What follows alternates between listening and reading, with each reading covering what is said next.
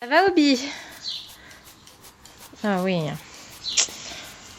On n'aime pas avoir la voiture se charger. Mais ça se charge bien. Le stand est bientôt en place.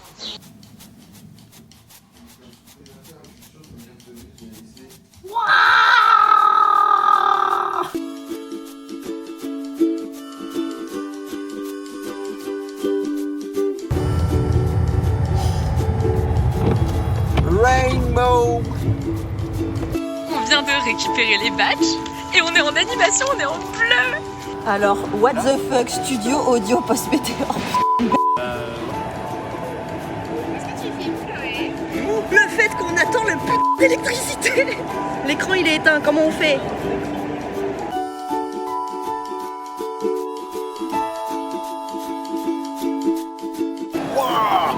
C'est de la bonne. Ça y est, on a l'électricité grâce au super stand qu'on a à côté qui nous a fourni l'électricité. Yes, yes, yes.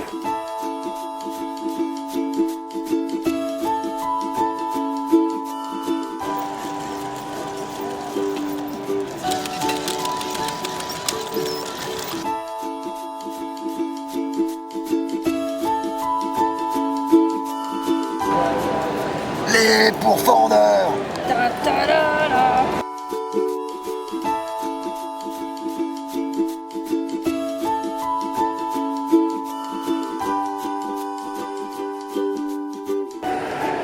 Arr. Arr. Arr.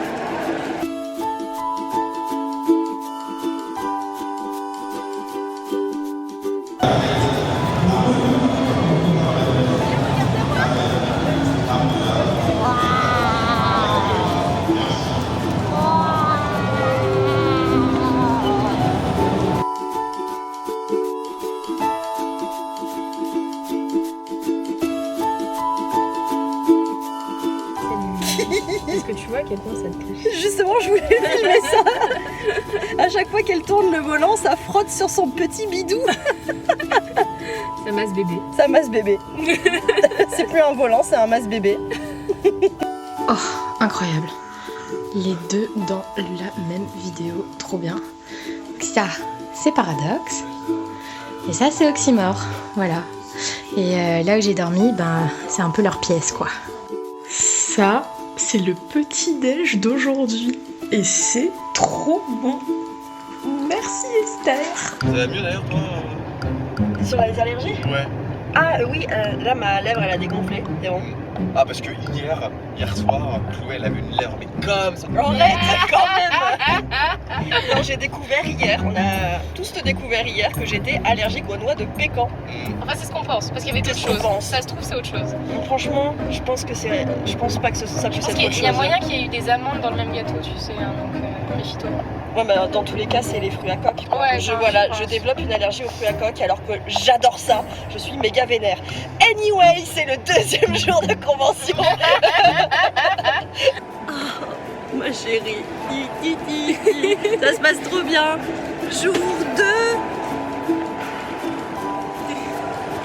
Pression est invisible, c'est bon. Là, c'est bon. On voit tout le monde.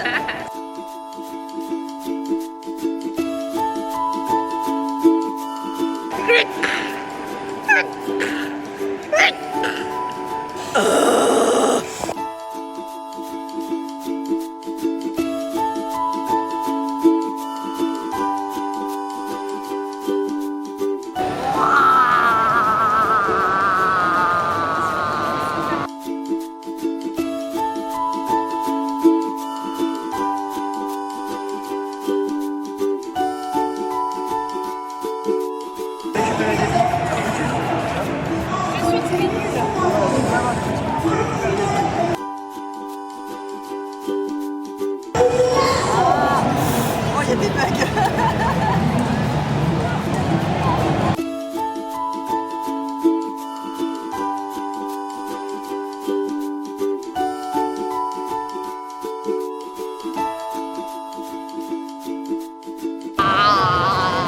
C'est vraiment mon nouveau truc.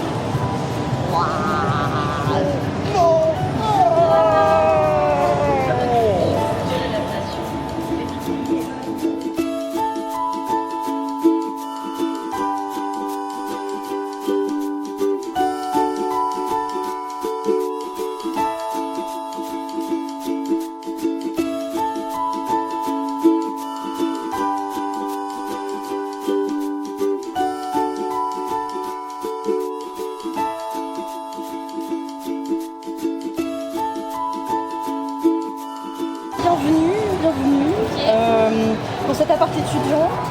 Vous voyez ici, on a plein de rangements, très pratiques. Vous avez ça beaucoup, vous?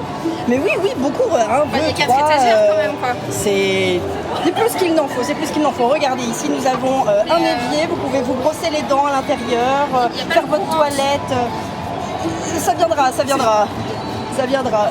Voilà, donc brosser les dents. Vous faites votre toilette ici, évidemment, pour l'économie d'eau, ça vous fera... Ouais, c'est la baignoire, c'est ça? C'est la baignoire, c'est le lavabo, c'est la douche et tout ce que vous voulez, voilà. Puis, vous êtes sûr que c'est aux normes tout ça? Là ici c'est la cuisine au top du top, vous voyez, des produits ménagers qui sont fournis avec. Vous m'avez dit qu'il était parti comment le précédent locataire? Du jour au lendemain, on l'a plus jamais revu. D'accord. Voilà, la ventilation. Et vous avez la place de mettre un lit juste en dessous de cette table. Voilà, je vous vois très très bien ici déjà, très bien.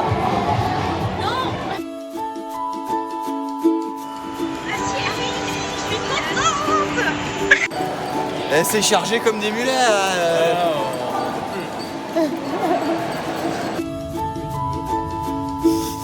Et on est un peu coincé. Chef, on est coincé. Chef, c'est coincé. Ça passe pas. Ça passe pas. Ça passe pas. Ça passe pas. Ça passe pas.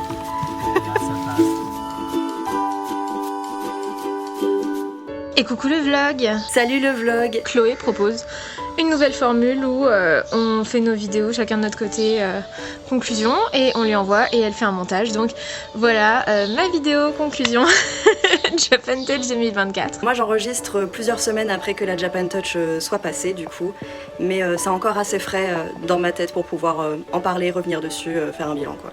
Mais ça va être assez facile, c'était trop bien, voilà. J'adore la nouvelle formule, j'adore qu'on soit plus sur le stand et qu'on fasse que des écoutes. Pour moi là, cette convention, ça a été l'une des meilleures qu'on ait faites avec le studio. Parce que on n'avait pas de stand à rembourser quoi. En fait on vendait parce qu'on avait besoin de vendre pour rembourser le stand, mais maintenant qu'on est devenu une association, on a pu demander un stand gratuit et du coup on s'est proposé en tant qu'animation. On était juste là pour faire de l'animation, pour faire découvrir de la série audio, pour faire des écoutes et se concentrer juste là-dessus, ça nous a soulagé un truc de fou. On était uniquement concentrés là-dessus, on pouvait mieux présenter ce qu'on avait à faire écouter. Le super menu d'ailleurs d'écoute qu'on a réalisé tous ensemble, il a super bien marché, il y avait des goûts pour tout le monde. Ce que j'ai apprécié aussi, c'est que comme on était 5, on a aussi pu profiter de la convention. Ça s'est vu dans le Shitty Vlog. Les Shitty Vlogs que j'aime toujours autant faire. Et on a été chouchoutés par la convention parce qu'en plus, ils nous ont défrayé le parking et les repas. Donc vraiment, c'était grand luxe. En fait, pour nous, c'était tellement moins prise de tête. Moi, c'était aussi beaucoup moins fatigant. Ce qui était chouette. Parce qu'une convention enceinte, c'est quelque chose.